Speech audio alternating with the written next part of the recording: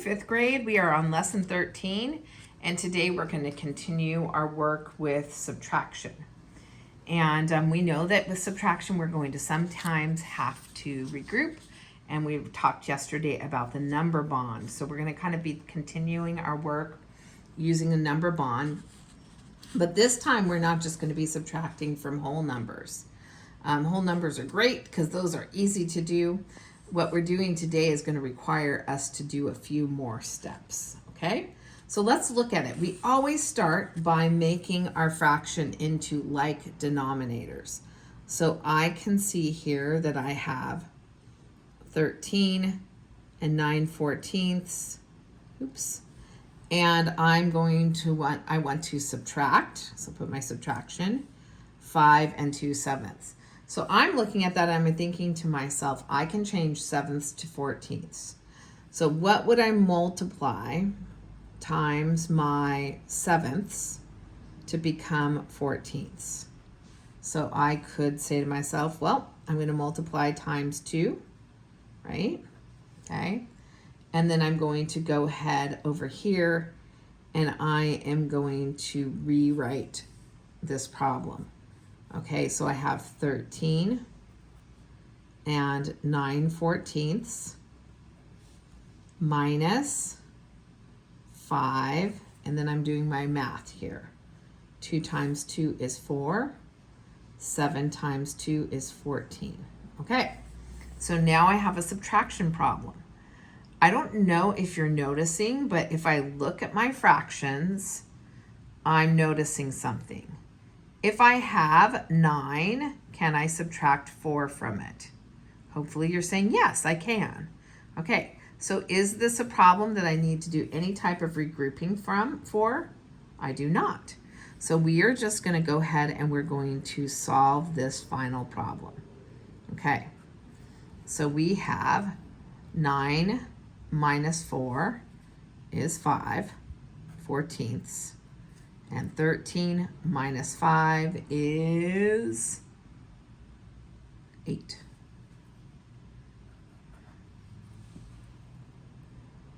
Okay, let's look at the next problem. So you survived your first mixed number problem. Here we go. Let's look at this. So I see 5 and I see 15ths. Okay, so we're asking ourselves, what can our denominator be? And in this case, I can change fifths to 15ths. So I'm going to write this fraction, 7 3/5. I'm going to ask myself, what can I multiply times 5 to give me 15? So hopefully you're saying 3. And then we're going to be subtracting. And we're going to be subtracting 2 and 11/15. Okay, so I'm going to keep on going over here. And I'm going to put this all together now. So don't do what some people do and get confused. It's not 3 plus 3, 3 times 3, which is 9, 5 times 3, which is 15. And then I'm going to put the rest of my problem over here, 2 and 11/15. Okay, what do you notice about this problem? I'm noticing I've got 9 and I'm trying to take away 11. So do I have enough? I do not. So now we're going to kind of get into our next steps. This is where we're going to use our number bond. Okay, so I'm going to take my 7 because that's what I'm trying to borrow from. I'm going to take my 7 and I'm going to break it into a 6. And from that, I'm going to write my fraction 15/15.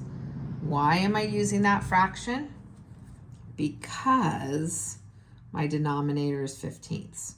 So this number bond I just made is equaling 7, but part of it is written as a whole number, part of it written as a fraction. Okay, that doesn't replace this fraction here. We now have to take this fraction and add it to here. So I'm going to go down here and I'm going to add the 9/15. Okay, so this is this is now going to become this. It's going to become 6 And let's see, what's 9 plus 15? That is going to be 24/15.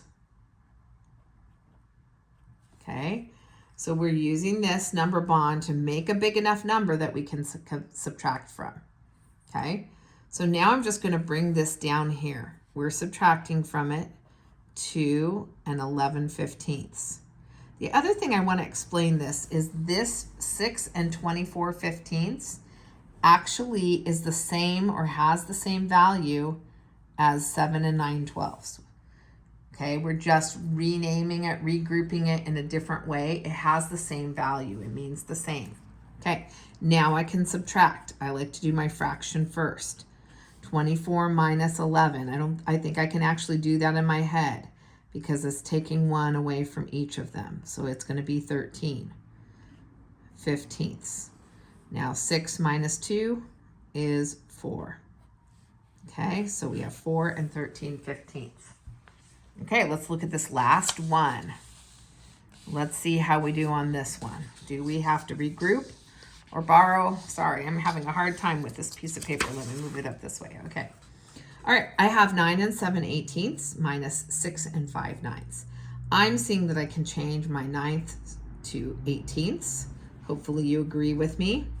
So I have 9 and 7/18 minus, and then I'm going to say I have 6 and 5/9, and I'm going to ask myself, what am I multiplying to the 9th to make it 18? Whatever I do to the bottom, I have to do to the top. So I'm saying 2. Hopefully you agree with me. Then I'm going to go and show an equal sign. I'm going to go over here and rewrite my problem.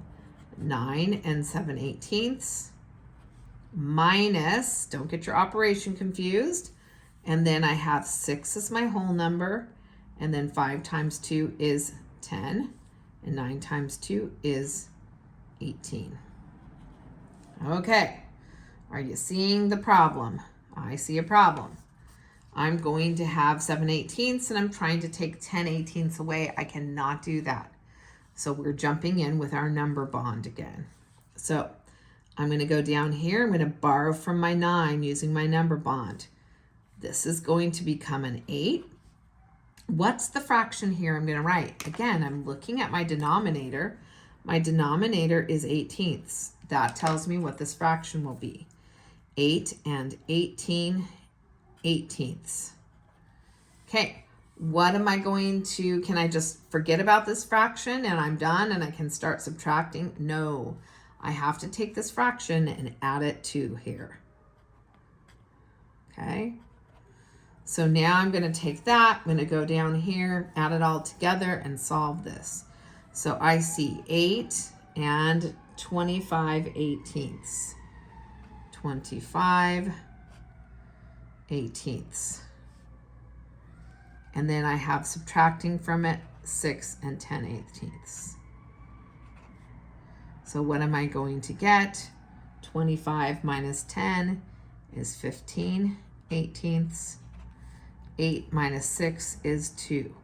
One of my biggest encouragements to you when you're doing these types of problems is A, take it slow, B, be methodical in how you write it. If you've got it all jumbled and your work is a mess, it's going to be easy to make mistakes. So take your time, okay? You've got this.